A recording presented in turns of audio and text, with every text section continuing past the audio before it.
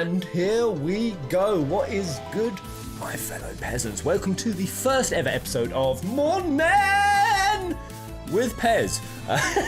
Basically, this is an episode that I'll be trying to do every morning, or every other morning, should I say, before my live stream, to come on and actively, dynamically engage with you guys and all the latest Final Fantasy news that's going down, any really cool stories that's happening, and you guys will be able to send in, submit, whether it's news with this story. So if anyone who wants to join or send anything in onto the show, more now with Pez at mail.com, blast it up. Mostly Final Fantasy stuff, but I will use a little segment of this to do out of franchise stuff. So if you've got a trailer you want me to see, a game you want me to consider for live streams, all for it.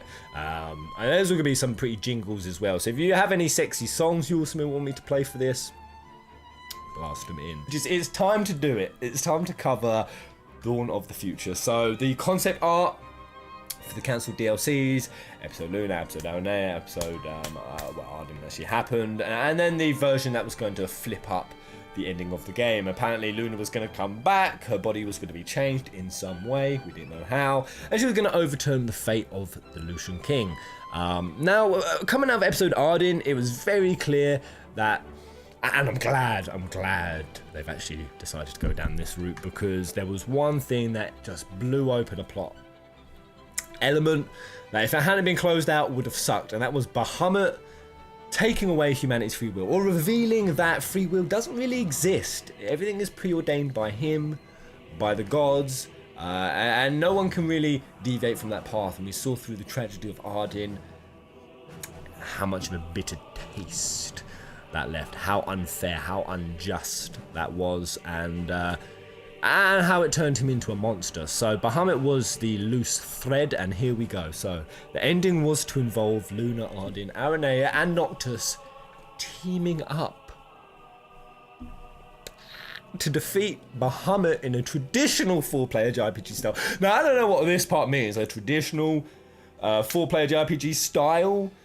I mean, I assume they're not talking about turn-based. I assume it would have still been action, but I just assume they mean the classes. So, no, Aranea would have been a dragoon. She would have had a high jump. Noctis would have been probably a warrior of light style, king of light version.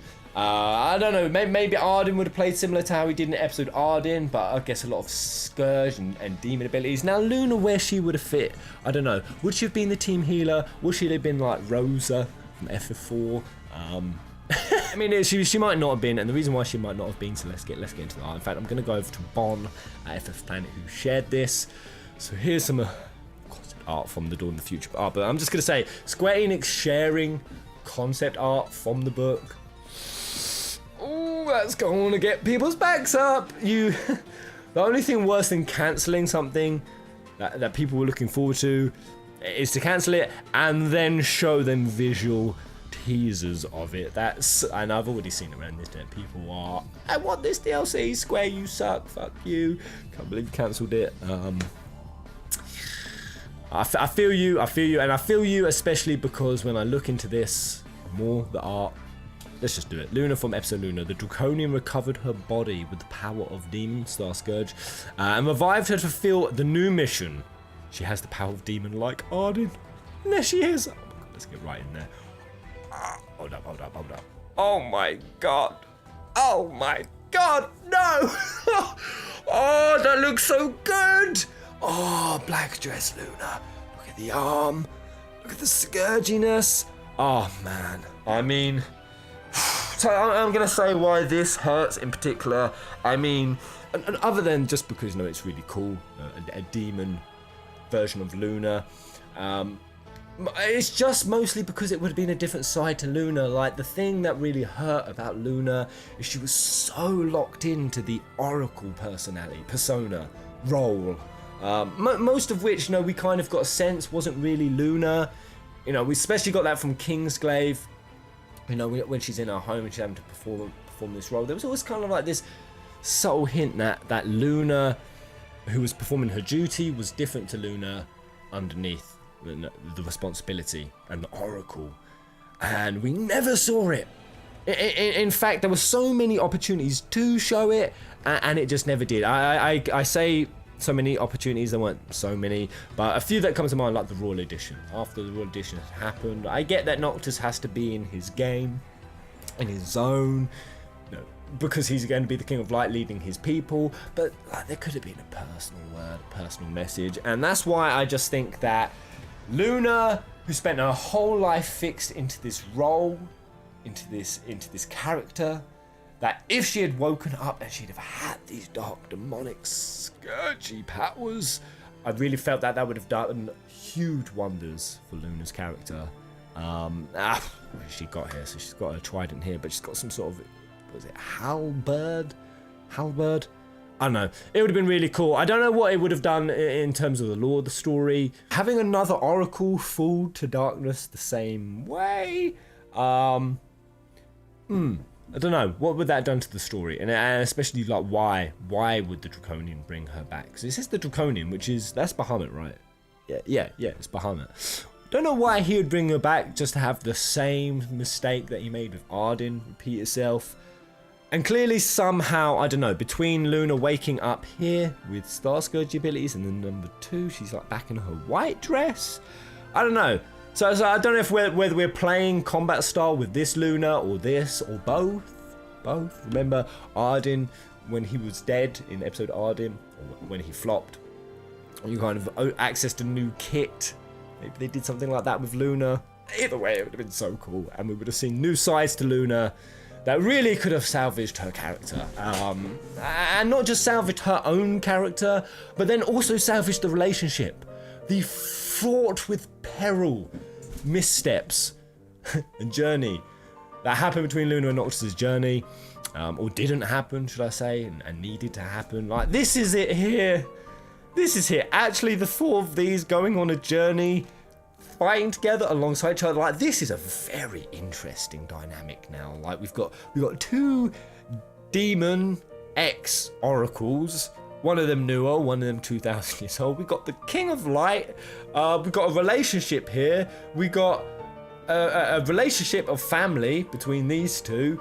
Then we've got a previous demon slaying pro. I still really like the idea if she was an Aubenbury. She was part of the Aubenbury family, because we don't really know about Aranea's backstory, just like Crow Altius. No, she's got a lot of red hints and fingers and da-da-da. And I only say this because on the Cosmogony artwork, the beings that are killing the demons are definitely Aubenbury's. One of them holding a key. As that's like Aranea's thing, taking down demons, that's what she's really proficient at. The best one in all of EOS. She's just one of the dankest characters, dragoons, to be honest, in the series. Kane Highwind, I'm sorry, man, I think I'll probably set you aside. It would have been nice if they'd have linked that up. I still think like they could have tied in the Aubenbury story so much better with either Crow or with Aranea. It would have added a lot of backstory and substance, I think.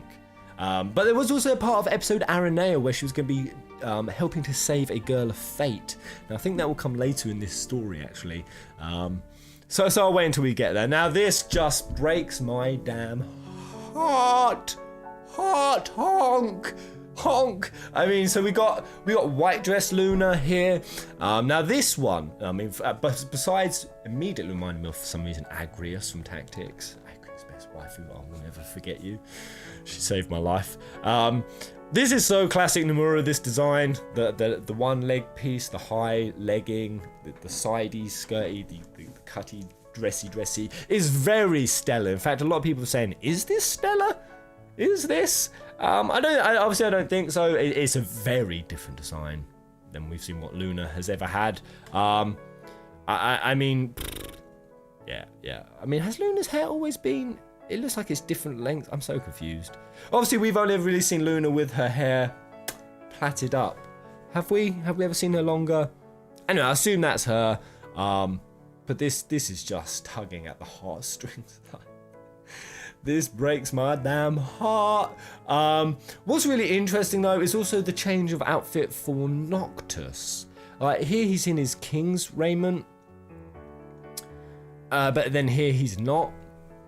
So I don't know if we're talking post 10 year, pre 10 year, whether there's some sort of time manipulation. Remember, Luna's waking up to go with Ardyn to go and stop Bahamut. So I kind of feel like there is a time travel element, perhaps, like that this isn't all just happening after the 10-year cycle. Like, obviously not. This is young Noctis. Shit, this is young Noctis. Dang! Whoa. Okay, definitely time travel involved then. Wow. Okay. I mean, I don't know where the bros come into any of this, or what their places would be in the Dawn of the Future. Like, what are they doing when this is happening? No clue. I guess perhaps they're just not important. Or this is all maybe happening on a deviant timeline. Like, Luna is coming back, separated onto a new world line. The events are unfolding there, again, 10 years ago. And then when they come back to the current timeline, they're old again, like here with kids. I don't know. Maybe they just live out the same timeline. Who knows how it's going to work? But there were just so many hints of time travel and alternate timelines and world lines, all from the very, very start. So like the Omen trailer, I've done a video on it. Regis controls time. Honestly, check this video out. I still think that even if it's not Regis doing it, the element of the Omen showing like a version where Noctis really failed because he didn't go with the brothers, hence why Regis goes and tells the brothers to stay with his son, his wayward son, to guide him. That's what I think. I think that world line happened. Regis saw it, or it played out, then Regis got a glimpse of it, and then he creates a new world line when he tells the bros to go with Noctis. That event there create another alternate version. One where, like I always said, Regis is trying to give his son his happy ever after. That's what I did that video on. That'd be his happy ever after. And that until it happened, he wouldn't be satisfied. Hence why they're narrating at the wedding. Hence also why when Gladiolus is pushing the cart, it says, "Let's hope this isn't some omen." Oh, that was huge. But yeah, this one here, I'm very confused by this picture. Is this Luna in a wedding dress? It looks like Kingsglaive outfit. Luna. But it looks like some sort of veil, but it doesn't look like the Vivienne Westwood dress. Vivienne Westwood actually designed the Luna Freya wedding dress, I believe. Can I really work? Oh no! Wait, is this a coffin? And the sword there, is that a coffin box? I don't know. Anyone let me know, but I'm going to quickly go into some of Bond's wording on this. So, episode Noctis, the last battle concept art. The player has to switch character.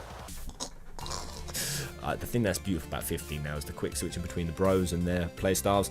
Quick switch between Ardyn, Luna, Noctis and Aranea to defeat Bahamut with Prince Oracle, Female Dragonian, Mysterious Man. They are i.e. party of 4 characters just like traditional RPG. The reunion after Bahamut was defeated.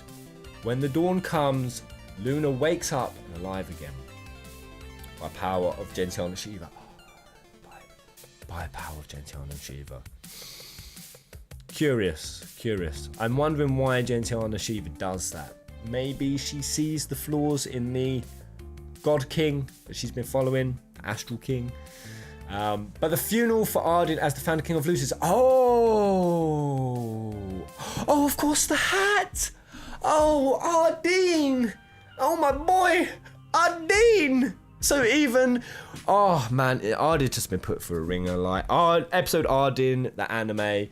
I still am happy that is the last thing I got to play and witness. Ardyn went through the ringer. He was such a tragic story, especially when we saw that even after he came back, he still had that belief, he still had that desire. You know, he still was saying that he knew his purpose was to save lives, not to take them. And then when he had this fate handed to him by Bahamut, one that, no, he really had no choice. Especially when Bahamut made it appeal to both sides of Ardyn's nature.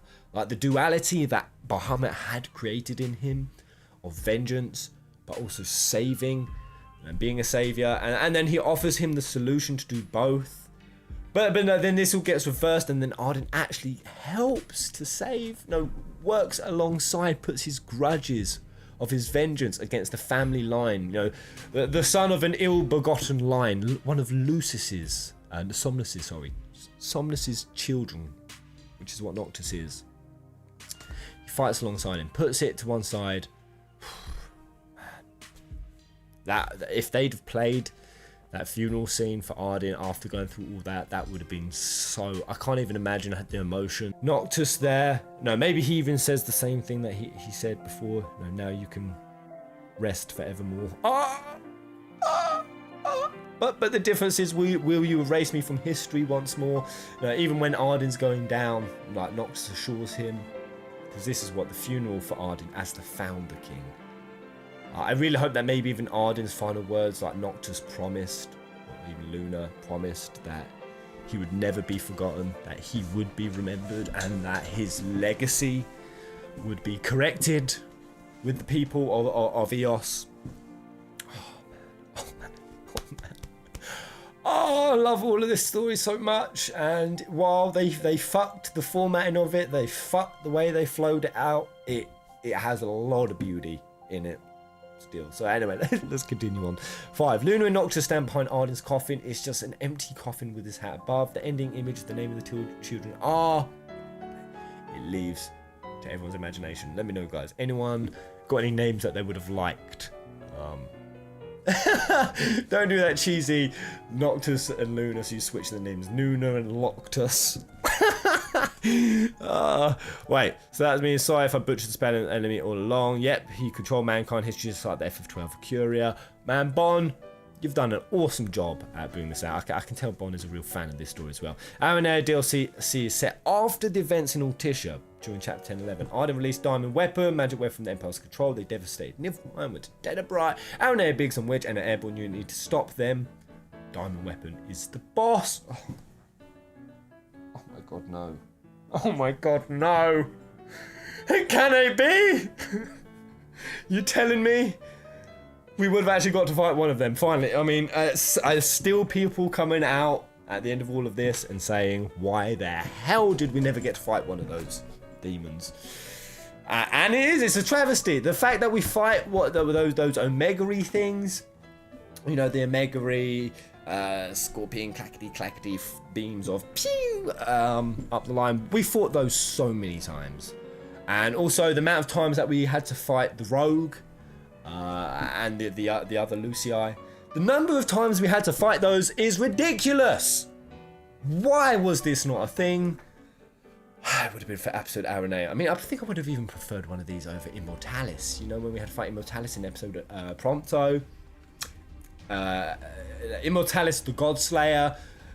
It didn't really have any like meaning to it. The whole Godslayer thing, Immortalis, like they just introduced the plot of, you know, Vestel had worked on this thing, but then it hadn't even actually killed any gods. Like it wasn't what contributed to killing Shiva, from what we know anyway. Correct me if I'm wrong on that, but we didn't really give a damn. If they'd have actually shown like a diamond weapon that was like big, it was like the diamond weapon, in which the Empire spawned all the others, and that was the OG one, and by killing that we was erasing, you know, like the rest of them. That would have been cool.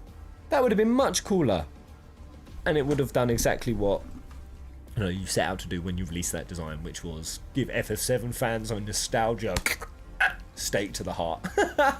But continue on. So I don't know whether they fought Bahamut together or not, but the last page of the novel told that the Chocobos, not just Luna, watched the first dawn in 10 years together.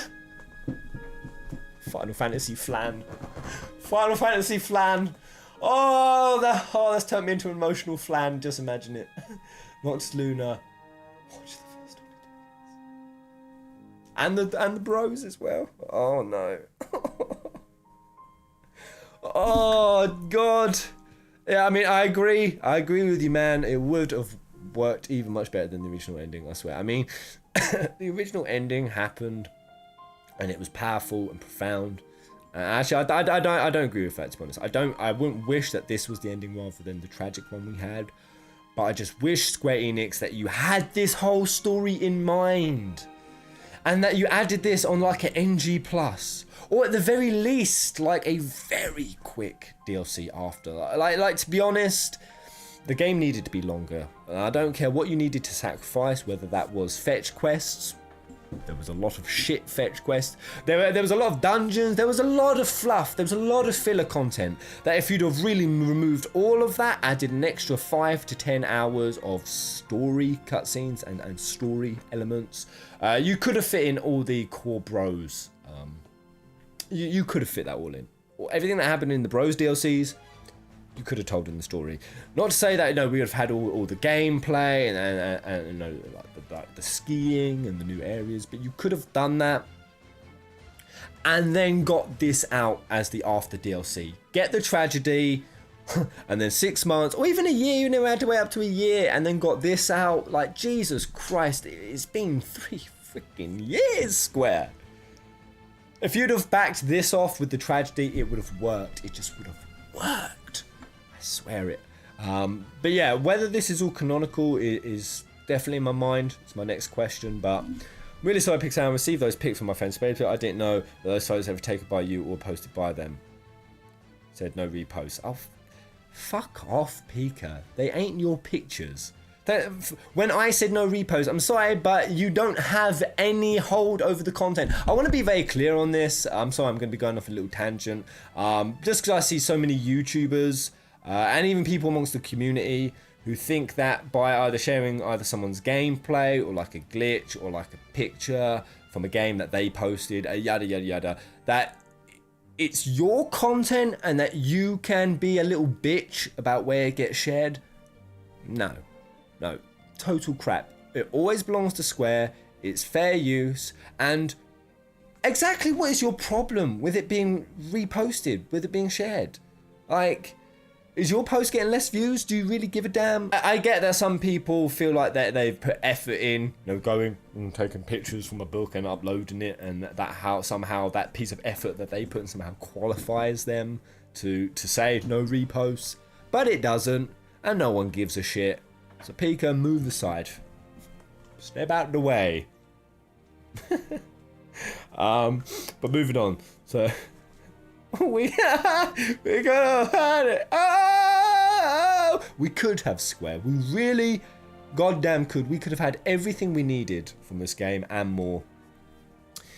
Yeah, but anyway, I just want to find one more comment because there was one more. There's one more section that I wanted to find or tweet. Oh my god! I mean, Bond retweets some of the great shit. Wow! So this is better scans of Miss Aira. Oh god, Aira, you are looking great. Yeah, she looks good. Yeah. By the way, excuse all the tabs. And also, I'm really liking the way I'm flowing this out, so I'll probably release this video. I was planning on doing this for Morning with Pairs. I was just practicing. But now I'm actually talking about it. I might just release this. Aira looks awesome. She looks hot, to be honest. She looks great. Wait, is that Aira or Luna? I think, is that Luna? That's Scourge Luna. Or is that when Aira was switching at the end? I am massively into this. This would have just been...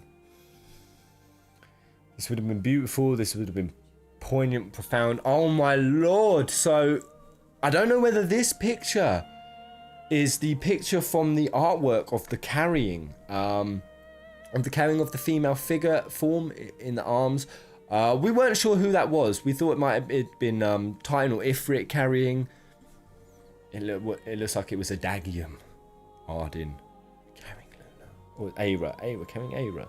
Yeah, oh no, that's Aira after she's been stabbed, but she got some scourginess on her. I don't know. I'm really confused who it is. So that's Ardyn, Aira.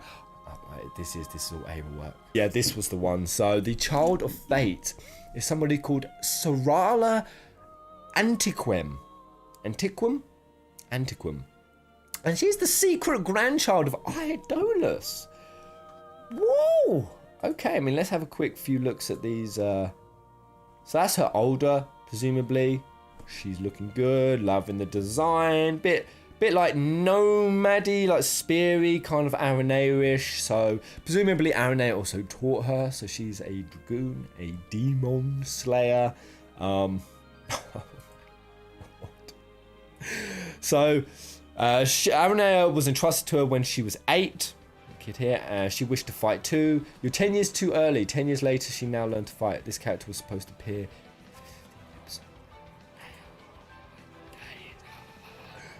Go. Diamond Weapon was going to be the boss. Here's Aranea holding her hand out to the child. Robbed. I feel it a bit too. We were so robbed. I feel it. Kind of not. Like it's got exhaustive with the DLC. So when they kind of cancelled it, although I was like, that sucks. I was also just like, you know what? Draw a line under it and move on.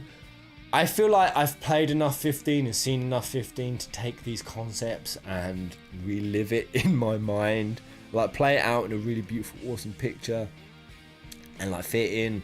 Of course, it sucks that what definitely would have been some incredible content we don't now get to play, and most fans will never get to see. It really does hurt. And then here was the, like, extended picture of...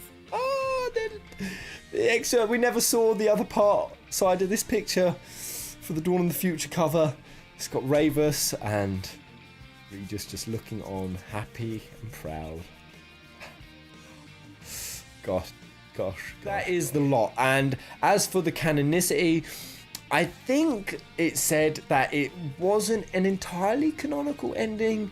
That's something in the canon might have been dubious, but either way, I'm not going to go too much into the details, the rest of it.